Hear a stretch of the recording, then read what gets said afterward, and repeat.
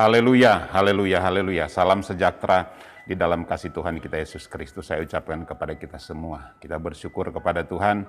Tuhan begitu baik bagi kita. Ada begitu banyak hal yang Tuhan kerjakan di tengah-tengah situasi yang kita hadapi di hari-hari ini. Saya yakin dan percaya kebaikan Tuhan itu tidak akan pernah berhenti mengalir dalam kehidupan kita, sekalipun keadaan dan hari-hari sulit yang kita alami. Puji Tuhan. Saat ini kita akan belajar dalam kitab Yeremia, dan pembacaan kita sudah sampai di kitab Yeremia pasal 35 sampai 37. Ya, saya akan mengajak kita khusus belajar satu bagian di dalam kitab Yeremia pasal 37. Ada beberapa ayat di sana sebagai pengantar kita. Yeremia pasal 37, mulai ayat yang ke-11 sampai ayat yang ke-16. Saya akan baca untuk kita semua, berkata begini. Dengan judul perikop, Yeremia dipenjarakan. Ketika tentara orang Kasdim itu telah angkat kaki dari Yerusalem oleh karena takut kepada tentara Firaun, maka keluarlah Yeremia dari Yerusalem untuk pergi ke daerah Benyamin dengan maksud mengurus di sana pembagian warisan di antara kaum keluarga. Tetapi ketika ia sampai ke pintu gerbang Benyamin, maka di sana ada seorang kepala jaga yang bernama Yeria bin Selemyah bin Hananya. Ia menangkap Nabi Yeremia sambil berteriak, "Engkau mau menyeberang kepada orang Kasdim?" Dan sekalipun Yeremia menjawab, "Itu bohong. Aku tidak hendak menyeberang kepada orang Kasdim." Tetapi Yeria tidak mendengarkan. Lalu ia menangkap Yeremia, membawanya menghadap para pemuka. Para pemuka ini menjadi marah kepada Yeremia. Mereka memukul dia dan memasukkannya ke dalam rumah tahanan, rumah panitera Yonatan itu. Adapun rumah itu telah dibuat menjadi penjara. Demikianlah halnya Yeremia masuk ke dalam ruang cadangan air di bawah tanah itu, dan lama Yeremia tinggal di sana. Puji Tuhan. Dalam pembacaan yang kita sudah bacakan saat ini menceritakan Nabi Yeremia di tengah-tengah pemberitaan firman-Nya, pelayanannya, dia sebagai seorang nabi.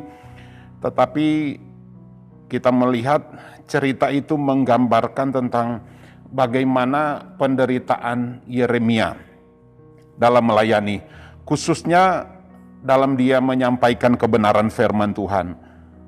Dalam perjalanan Nabi Yeremia, dalam pelayanannya, penderitaan, persoalan, bahkan aniaya bukanlah hal yang baru atau hal yang asing yang dialami oleh Nabi Yeremia.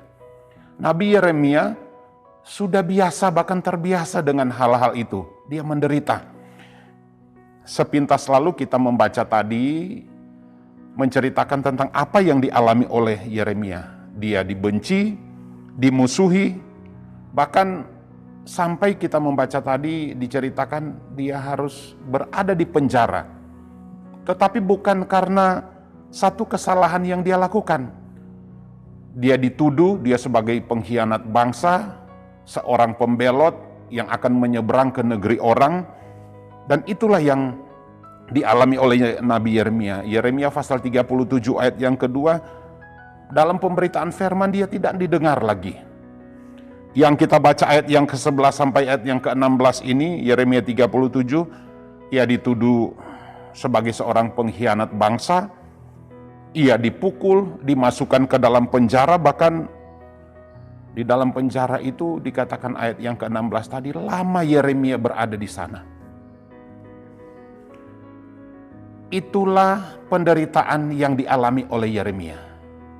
Saya mungkin bisa katakan itulah salibnya Yeremia. Saya beri judul renungan saat ini, salib seorang nabi, yang kita akan belajar dari penderitaan yang dialami, yang harus dipikul oleh Nabi Yeremia.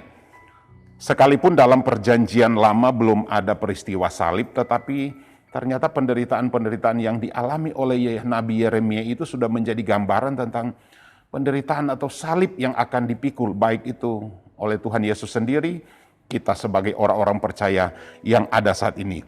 Salib itu merupakan lambang dari penderitaan. Di sisi lain kita melihat dan kita mengartikan salib itu adalah kemenangan, itu memang betul. Tetapi salib adalah lambang di mana kita harus mengalami banyak hal yang tidak sesuai dengan apa yang kita inginkan. Penderitaan, beban, tanggungan, dan lain-lain sebagainya. Sebagaimana Nabi Yeremia sudah alami. Dia seorang nabi. Bapak Ibu Saudara yang dikasihi oleh Tuhan, apa yang ada di benak kita tentang seorang nabi? Atau kira-kira apa yang ada di benak kita tentang seorang hamba Tuhan? Seorang pelayan Tuhan, seorang yang sangat aktif dalam pelayanan. Ada banyak orang yang beranggapan bahwa seorang pelayan, seorang hamba Tuhan, seorang pendeta, seorang aktivis, dia akan menikmati banyak hal yang baik dari Tuhan. Sekali lagi saya katakan itu pasti. Dan memang itu akan dialami oleh orang yang melayani Tuhan. Tetapi tidak cukup hanya di situ. Penderitaan juga itu sudah menjadi bagian yang harus dialami oleh pelayan Tuhan, aktivis gereja. Kita sebagai orang yang percaya kepada Tuhan, seperti dua sisi mata uang. Penderitaan dan pertolongan-pertolongan Tuhan, hal-hal yang baik dari Tuhan itu tidak bisa dipisahkan. Tetapi dalam apa yang kita baca, Yeremia banyak mengalami hal yang sulit. Bahkan sepanjang kitab Yeremia ini, kalau Bapak Ibu mengikuti renungan selama ini, dari sejak pembacaan awal kita kurang atau sedikit mendapatkan hal yang baik yang dialami oleh Yeremia di dalam pelayanannya. Termasuk ayat-ayat yang kita baca. Mari kita lihat di dalam perjanjian baru. Lukas pasal 9 ayat 23, ada ayat yang sudah sangat kita kenal. Firman Tuhan berkata begini, kata Yesus kepada mereka, setiap orang yang mau mengikut aku, ia harus menyangkal dirinya, memikul salibnya setiap hari, dan mengikut aku. Ayat yang sama atau kalimat yang sama juga tercatat di Matius pasal 16 ayat 24, juga di Markus 8 ayat yang ke-34. Setiap orang yang mau mengikut aku, ia harus menyangkal dirinya, memikul salib, dan mengikut aku. Dan ini sudah menjadi satu hukum, satu prinsip di dalam melayani Tuhan. Pikul salib ini adalah ajaran dari Tuhan Yesus sendiri. Dari sejarah tentang salib ini, di saat zaman Romawi, orang yang akan dihukum mati, dia harus memikul salibnya. Dari tempat di mana dia diputuskan harus menjalani hukuman mati, dari tempat itulah dia akan memikul salibnya. Dia akan berjalan ke tempat di mana dia akan disalibkan, sambil dipertontonkan kepada orang banyak. Kira-kira seperti itulah gambarannya yang sederhana, seperti apa yang dialami oleh Tuhan Yesus. Tentu kita sudah tahu cerita perjalanan Tuhan Yesus Via Dolorosa. Dia mengalami hal yang seperti itu. Tetapi kita akan mengambil pelajaran, belajar dari ini. Salib yang dialami oleh seorang nabi, dan salib bagi kita orang-orang yang percaya kepada Tuhan. Saya mencatat ada beberapa hal.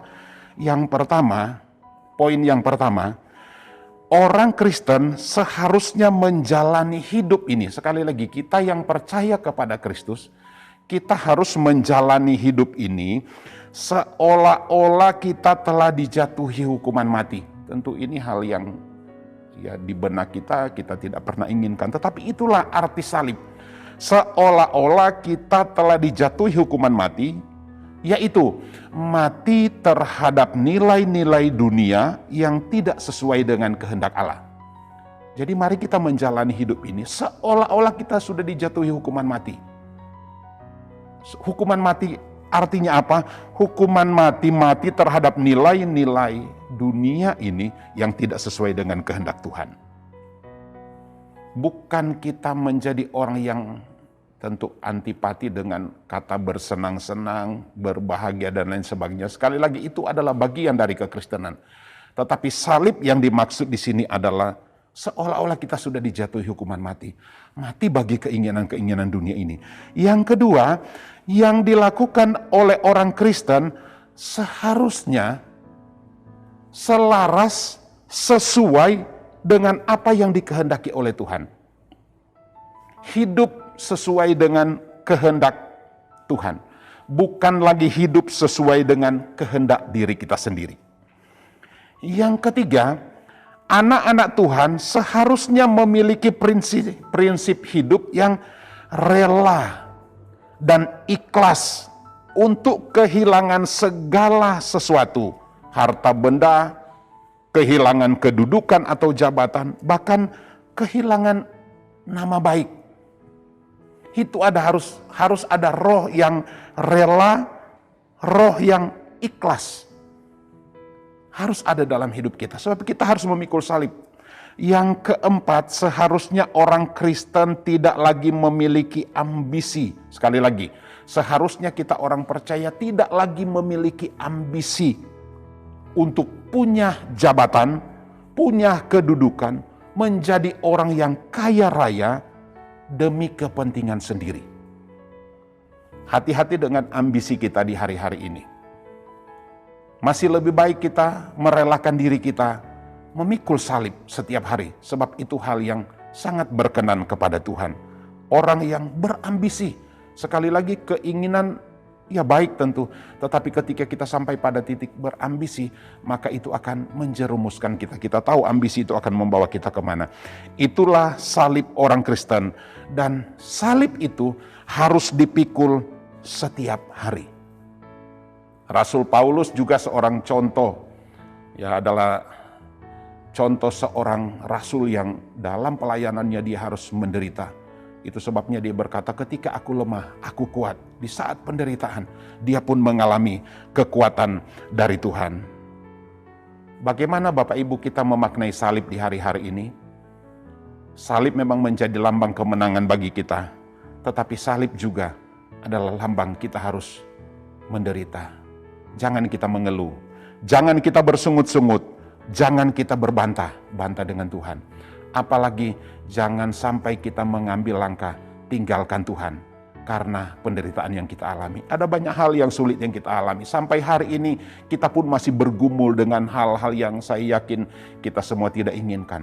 Tapi yakinlah itu salib yang Tuhan sudah percayakan kepada kita. Ada satu kalimat bijak mengakhiri renungan kita hari ini. Tidak ada kemuliaan tanpa salib. Sekali lagi, tidak ada kemuliaan tanpa salib. Di balik salib yang kita pikul, ada kemuliaan Tuhan. Tuhan Yesus memberkati kita semua. Mari kita berdoa. Kiranya kami umat-umat-Mu sehati dan sepikir dan hidup dalam damai sejahtera, sekalipun kami harus mengalami banyak penderitaan. Maka Allah sumber kasih dan damai sejahtera akan menyertai kami di setiap perjalanan hidup kami, umat-umat-Mu. Terima kasih Tuhan. Di tengah-tengah kesulitan yang kami alami, salib yang kami pikul, kami yakin Tuhan menyediakan kemuliaan bagi kami. Oleh sebab itu, ajar kami untuk tetap percaya, berharap kepada Tuhan, mengandalkan kekuatan Tuhan di dalam kehidupan kami semua. Kami bersyukur untuk apa yang Tuhan sudah kerjakan bagi kami. Di dalam nama Tuhan Yesus Kristus kami berdoa mengucap syukur. Haleluya, haleluya, haleluya. Amin.